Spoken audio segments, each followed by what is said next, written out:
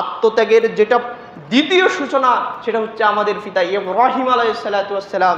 তিনি যে দৃষ্টান্তটা দিয়েছেন, আবারও আপনাকে আমি স্মরণ করিয়ে দিতে চাই যে ইব্রাহিম আলাইহিস সালাম যুগের পর যুগ, শতাব্দীর পর শতাব্দী চলে যাচ্ছে, তার সন্তান হচ্ছে না, নিঃসন্তানভাবে দিন কাল সে অতিবাহিত করছেন, তার কোনো সন্তান হচ্ছে না। তিনি আল্লাহর কাছে সন্তান চাচ্ছেন, ব্যর্থ হওয়ার পরেও আল্লাহকে বলছেন একটি সন্তান দেওয়ার জন্য। আল্লাহ সুবহানাহু ওয়া তাআলা এই বৃদ্ধ বয়সে উপনীত হওয়া ইব্রাহিম আলাইহিস সালামকে পুত্র সংবাদের সুসংবাদ দিচ্ছেন, যার নাম আল্লাহ নির্ধারিত করে দিয়েছেন যে তার নাম হবে ইসমাইল। তিনি হচ্ছে হাজরার সন্তান। একবারে শেষ বয়সের দিকে গিয়ে একটা সন্তান হলো, নয়নের পুতুলি। যার সন্তান নাই সেই বুঝে সন্তানের কত যন্ত্রণা, সন্তান না হওয়ার কত যন্ত্রণা, বাবা ডাক না শোনার কত যন্ত্রণা, সেটা আপনারা হারে হারে উপলব্ধি করতে পারবেন যার সন্তানাদি নাই। তো এইরকম নিঃসন্তান ইব্রাহিম আলাইহিস সালাম যখন সন্তানের মুখ দেখলেন, তখন তিনি আল্লাহ সুবহানাহু ওয়া তাআলা কাছে হাজারো শুকরিয়া, তাকে একটা পুত্র সন্তান দেওয়া হচ্ছে। এই পুত্র সন্তান যখন আস্তে আস্তে বড় হচ্ছে, এমনই সময় আল্লাহ তাকে স্বপ্নে দর্শন দিয়ে বলছেন যে এই সন্তানকে আল্লাহর রাস্তায় জবহ করতে হবে, কুরবানি করতে হবে, আত্মত্যাগ করতে হবে, আল্লাহকে দিতে হবে। তাহলে তার মনের অবস্থাটা কেমন হতে পারে বলেন? মনে করেন, আপনাকে আমি উদাহরণ দিয়ে বুঝাই যে আপনি 100 বছর 150 বছর গরিব অবস্থায় অতিবাহিত করছেন, ভাত খাইতে পারেন নাই, ঠিক মতো আপনি আপনার নিজের পরিচর্যা করতে পারেন নাই, দিনকাল ভালোভাবে চালাইতে পারেন নাই, অনেক কষ্ট সংগ্রামের করার পর আপনি একটি সুখের মুখ দেখছেন, টাকা পয়সা হয়েছে।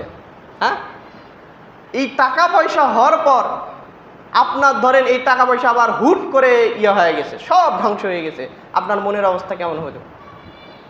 এত কষ্টের পর আমি টাকাগুলো ম্যানেজ করলাম, আর আবার কোনো এক দুর্ঘটনায় টাকাগুলো শেষ, তখন আপনি কিন্তু মাটি চাপড়াবেন, আরে এত আহাজারি করবেন তা আমি বলতে পারবো না।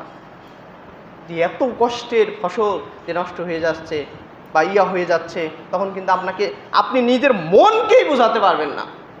তো অনেক কষ্টের পরে ইব্রাহিম তার পুত্র সন্তানকে পেল, আর আল্লাহ নির্দেশ দিচ্ছেন তাকে জবহ করতে হবে, তাকে কুরবানি করতে হবে, তাকে হত্যা করতে হবে, তাকে আল্লাহর জন্য স্যাক্রিফাইস করতে হবে।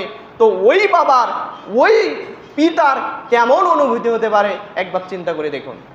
ভালোবাসা কাকে বলে এই মাসেই, এই 10 দিনের ভেতরে আছে ভালোবাসার প্রমাণ, ভালোবাসার উদাহরণ, ভালোবাসার জলজন্ত প্রমাণ এই 10 দিনের ভেতরে আল্লাহ সুবহানাহু ওয়া তাআলা ঢুকিয়ে দিয়েছেন। যে সবচেয়ে দামি, সবচেয়ে উত্তম, সবচেয়ে উৎকর্ষ জিনিসটা আল্লাহ চেয়ে বলছেন যে তাকে হত্যা করতে হবে, তাকে কুরবানি করতে হবে। তিনি বুঝে গেলেন সেটা আমার রবের চাওয়া। তার সন্তানকে বলতেছেন, ইয়া বোনাইয়া, হে আমার কলিজার টুকরা সন্তান, নয়নের পুতুলি, আমি তো স্বপ্নে দর্শন করলাম, দেখতে পেলাম তোমাকে আমি জবহ করতেছি, তোমাকে আমি কোরবানি করতেছি। পিতা কথা শুনে সন্তান বলতেছেন, ইনশাআল্লাহ মিনাস সাবিরিন, হে আমার পিতা, আপনাকে যা প্রত্যদেশ করা হয়েছে, আপনাকে যা আদেশ করা হয়েছে, আপনি আমার ধৈর্যশীলদের পাবেন। আপনি যা আদেশ আপনার প্রভু আপনাকে করেছেন, আপনি তা বাস্তবায়ন করুন। এই হচ্ছে সন্তান। সুবহানাল্লাহ, এই হচ্ছে সন্তান, আদর্শ বাবার আদর্শ সন্তান। আপনার সন্তান অতটুক না হতে পারুক, ম্যাক্সিমাম তো আপনার আনুগত্য থাকবে, তার প্রভুর আনুগত্য থাকবে। এক কথা হচ্ছে, বাবা যেমন সন্তান তেমন, বাবা যেমন সন্তান তেমন, মা যেমন সন্তান তেমন। অতএব আপনি যেমন আপনার সন্তান তেমনই হবে। অতএব আপনি যদি দিনদার থাকেন, আপনার সন্তান দিনদার হবে। আপনার সন্তান, আপনি যদি পরেজগার থাকেন, আপনার সন্তান পরেজগার হবে। আপনি যদি টাউট বাটপার প্রকৃতির লোক হয়ে থাকেন, আপনার সন্তান সেটাই হবে। সেজন্য বৃক্ষের পরিচয়, প্রবাদ বাক্য সবাই জানি যে যেমন হবেন তেমন ফল পাবেন। সেজন্য আমি বলতে চাই যে আপনার সন্তানকে ধর্ম এবং কর্মের দিকে আপনি ইনভেস্ট করুন, কারণ এই সন্তানের জন্যও আপনি জান্নাতে যেতে পারেন, এই সন্তানের জন্য আপনি জাহান্নামে যেতে পারেন। সন্তান হচ্ছে কান্নার মতো, চোখের পানির মতো। সন্তান চোখের পানির মতো, যেমন চোখের পানি আপনাকে জান্নাতে নিয়ে যেতে পারে, এই চোখের পানি আপনাকে জাহান্নামে নিয়ে যেতে পারে। যে সন্তান জন্ম দিয়ে গেছেন, শিরিক করছেন, বিদআত করছেন, আপনি মনে করছেন আপনি বেঁচে গেছেন, তার অংশ আপনার আমলনামায় ঢুকে যাবে। শিরকের অংশ যদি আপনার আমল নামায় ঢুকে, তাহলে আপনি মনে করছেন বেঁচে যাবেন? এটা কি সম্ভব?